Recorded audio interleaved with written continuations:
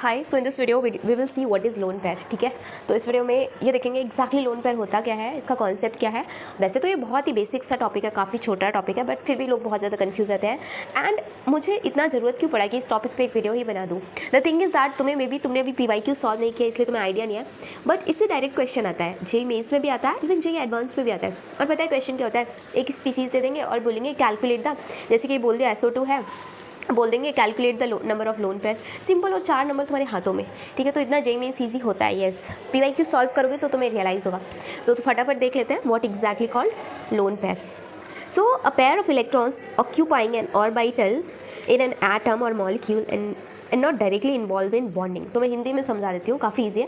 Like ऐसे pair of electrons जो कि बॉन्डिंग में पार्टिसिपेट ही नहीं करते हैं। ठीक है, वो बेले होते हैं, मतलब उनके पास कोई काम धंधा नहीं है, बेले खाली पड़े रहते हैं। ठीक है, एकदम खाली लोग। ठीक है, वो लोन पेयर होते हैं, बॉन्डिंग में तो पार्टिसिपेट करते ही नहीं है। ठीक है, तो इसकी ट्रिक बताने से पहले दो तीन चीज़ें जिसके बारे में डिस्कस करना चाहती हूँ।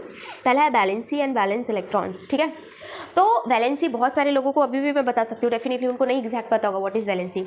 तो यहाँ पे यार डेफिनेशन है, तुम पढ़ भी सकते हो, मैं पढ़ देती हूँ। It is simply equal to the number of electrons gained, lost और shared by an atom of an element to achieve the nearest noble gas configuration. Hindi में बताती हूँ यार।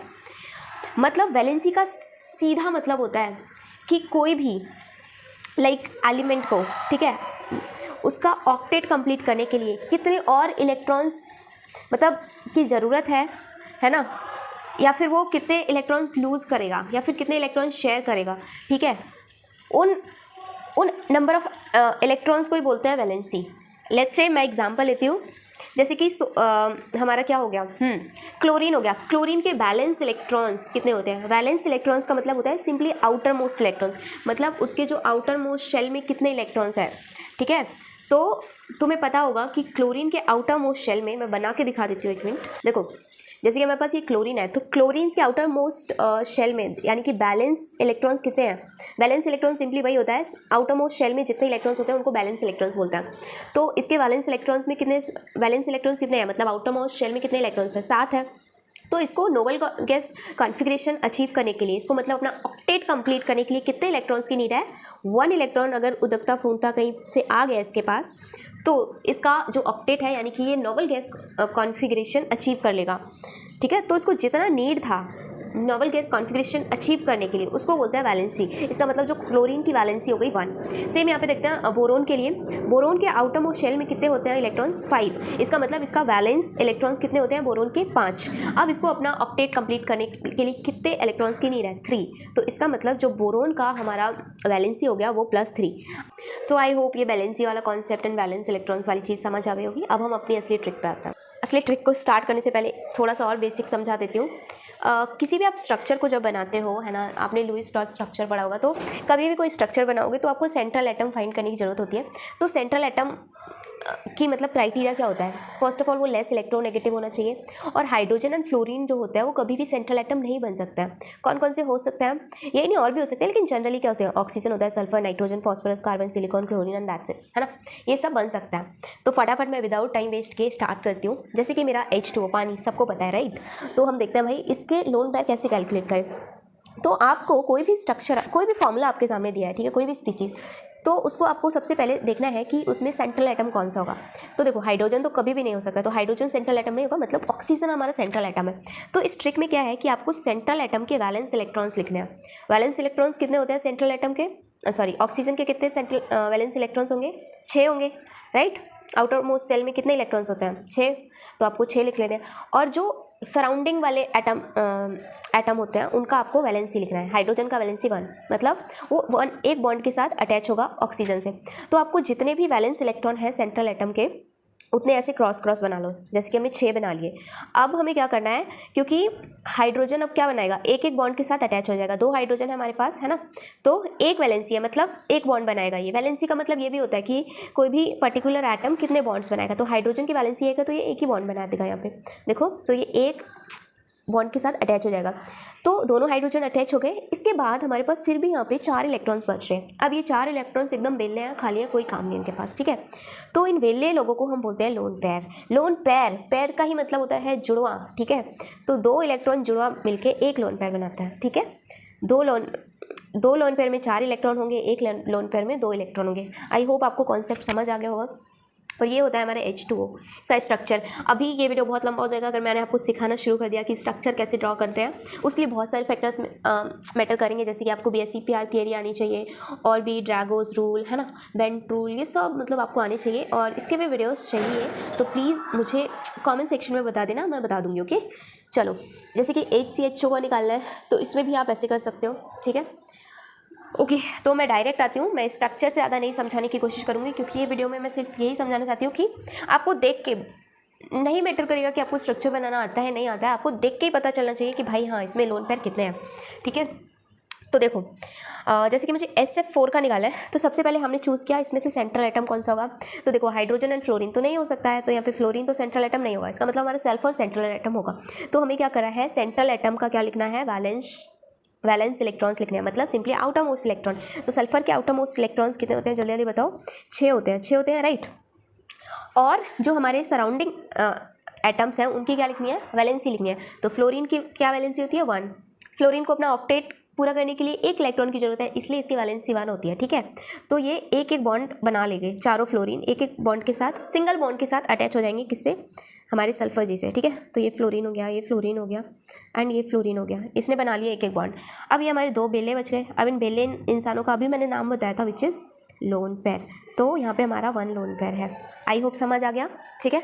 नेक्स्ट क्वेश्चन देखते हैं, IOF3। तो फटाफट इसमें सबसे पहले हम क्या देखेंगे, क्या देखेंगे क्या देखेंगे, हाँ सेंट्रल एटम। हाँ तो सेंट्रल एटम हम किसको लेंगे, आयोडीन को लेना चाहिए, ठीक है। तो आयोडीन को लेंगे। क्यों आयोडीन को लिया है बताऊँ क्यों, क्योंकि यार देखो फ्लोरीन तो वैसे ही हट गया, ऑक्सीजन की ज़्यादा होती है इलेक्ट्रोनेगेटिविटी आयोडीन से, तो आयोडीन लेंगे। तो आयोडीन के हमें वैलेंस इलेक्ट्रॉन्स लिखने कितने होते हैं, 7 होते हैं ना, 4 5 6 एंड 7, ठीक है। अब फ्लोरीन का वैलेंसी कितना होता है, 1। तो एक एक बॉन्ड के साथ अटैच हो जाएगा, ये लो फ्लोरीन अटैच हो गया।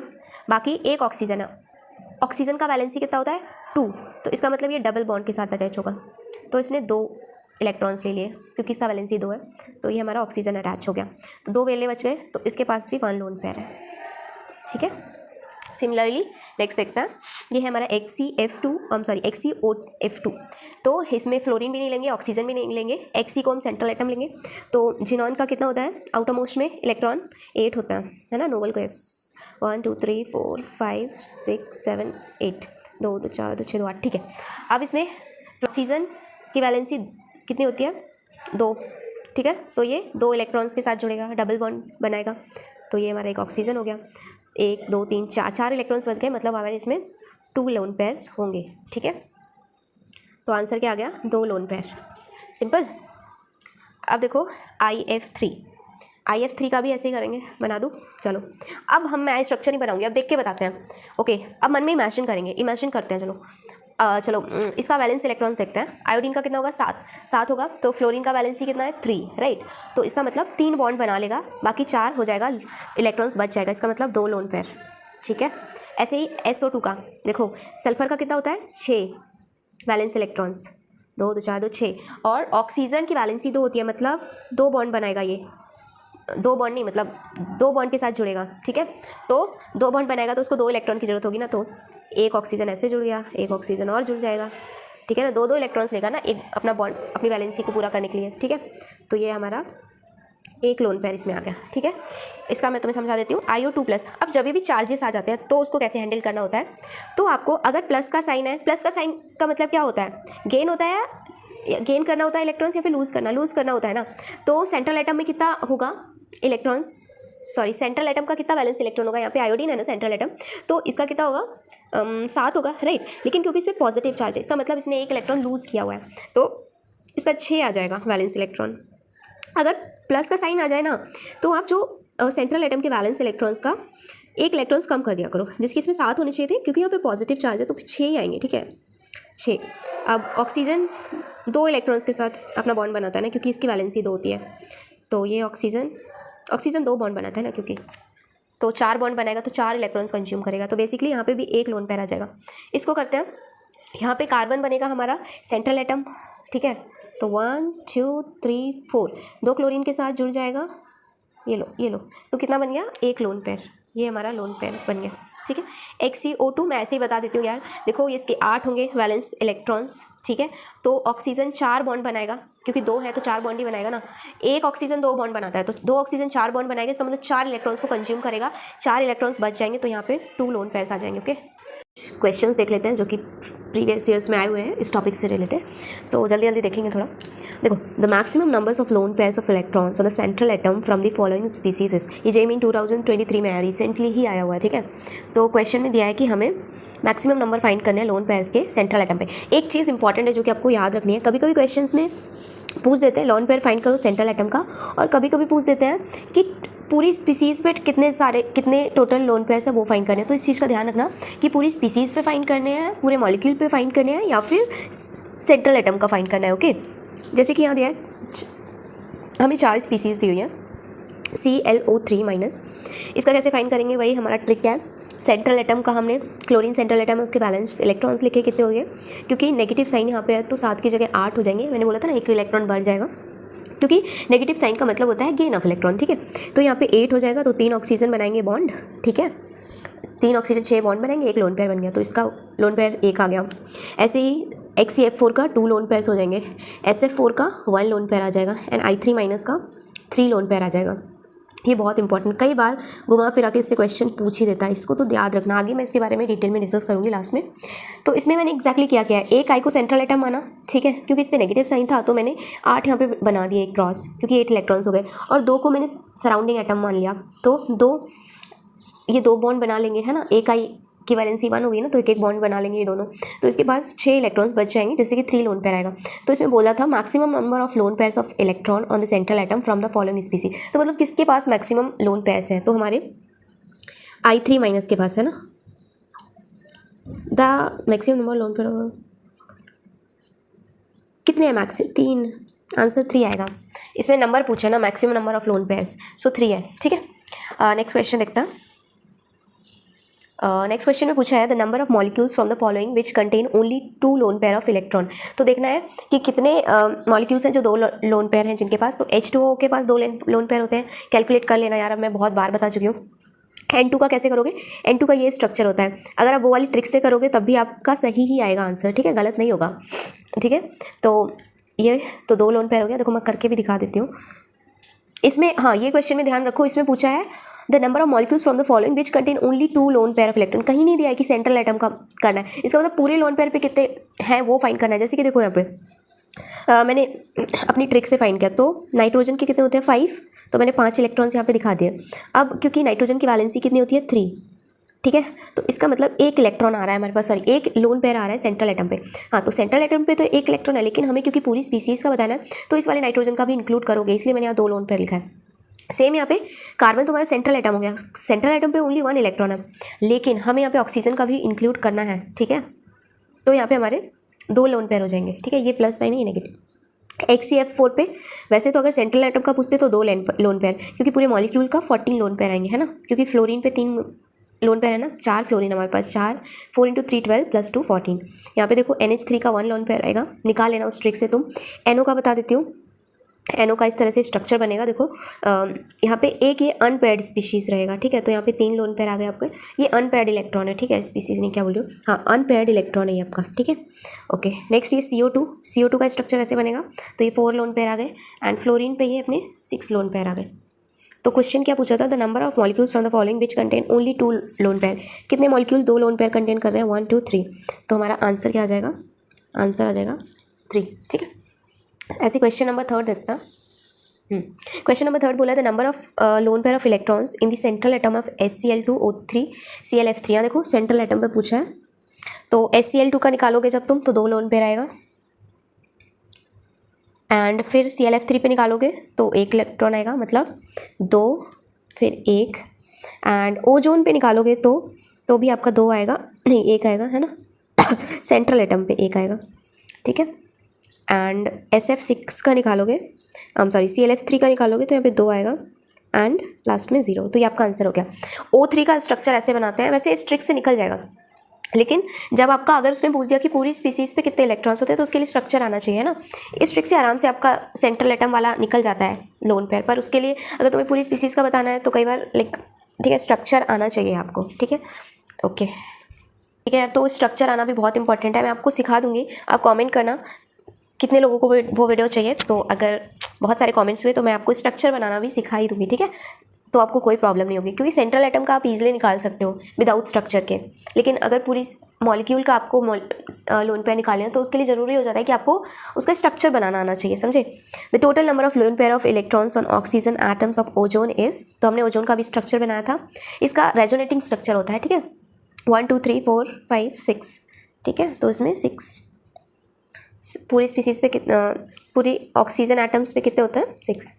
फिर बोला है amongst this this this and this the number of species with 2 lone pair. Check करो किस किस का 2 लोन पेयर है। SF4 का 1 होगा, इसका 2 होगा, इसका 0, इसका 2, तो कितने हमारे पास आ गए, 2। अब इस क्वेश्चन को मैं नहीं भूल सकती हूँ, क्योंकि ये मेरे पेपर में क्वेश्चन आया था। I remember JEE Main 2022 26 June shift 2, ठीक है। तो ये मेरी शिफ्ट में ही मेरे पेपर का ही क्वेश्चन है, ठीक है। नेक्स्ट देखो, अब देखते हैं हम लोग क्वेश्चन नंबर 6।